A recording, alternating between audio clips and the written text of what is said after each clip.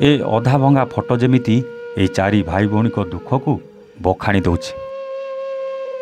टिकी टिकी डेणारे ठीक रे उड़ी शिखि नथिबा बेले तांको जीवन को माड़ी आसतिला दुखर पहाड़। गछर उई माड़ी जिबा भली भाई भौणी को जीवन को माड़ी आसिला असरंती दुख। ना मुंड को जीवाको छात अछि ना मुंड उपरे अछि बापा माँकर हाथ। चारि जण को दुनिया को आनिबा परे अफेरा राज्य रे पाद थापिथिले बापा माँ, जोथिपाई आज अभिशप्त जीवन काटुचंती चारि चारिटा पिला। 5 वर्ष पूर्वे जे पिलांको सबु किछि थिला से छाड़ी आर पारी को चलीगला। सहारा बोली कहले पाखरे थिले बापा, जी दिओली दुमुठा खाइबा को देउथले आ जहाँ को मुँह देखी दिन कटि जाउथला, हेले दैव सेतिकी भी सही पार नथिला। अंधार कोठर रे छाड़िला भली शेषरे बापा भी ए चारि पिला को छाड़ी आर पारी को चलीगले। बापा माँ को हरई अनाथ हो गले चारि भाई भौणी। तेबे दर्शक बंधु टिके नजर पकांतु ए भिडियो उपरे। बापा मृत्यु पर 11 वर्षर पुओ क्रियाकर्म करुछि आ पछे पछे चलीछंती वृद्धा जेजमा। घरर रोजगारिया मनीष कहले केही नाहांती। बापा माँ चेउंड नाती नातुणीक सह साही कोठा घरे दिन काटुचंती 65 वर्षीय वृद्धा लक्ष्मी बेहरा।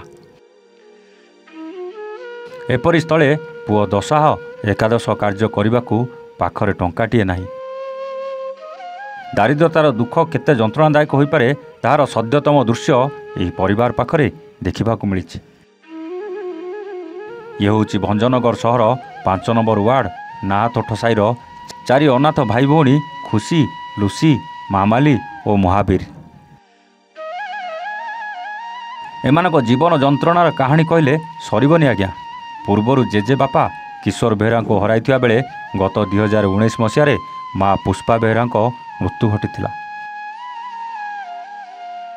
आउ एबे अर्थाभाव चिकित्सा सेवा न पाई गत 23 तारिख सोमवार बापा सुबल बेहरा आरपारी को चलीगले। बापा माँ जेजे बापा मृत्यु पर घरे आउ रोजगारिया मनीष केही भी नाहांती।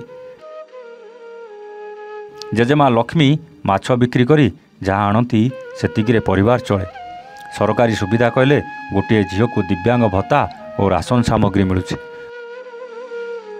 घर चलाउथुवा भेंडिया पुओ और बोहू को मृत्यु पर चारि नाती नातुणी 65 वर्षीय वृद्धा लक्ष्मी बोझ पलटि जाइछन्ति। एमितिकि पुओ सुबलंकर सुधिक्रिया पाखरे टंकाटिए मध्य नाही। एपरि स्थले निज पेट चाखंडक और चारि नातु नातुणीक मुहरे मुठाए दाना देबाकू लक्ष्मी हाथ पताउछन्ति। एभली समय उक्त परिवार को सरकारी सहायता सह अनाथ चारि भाई भौणी को थैतान करने साई बासिंदा सरकार को निवेदन करिसन्ति। भंजनगर पुरुषोत्तम महापात्र रिपोर्ट, एहुआ नोडिया।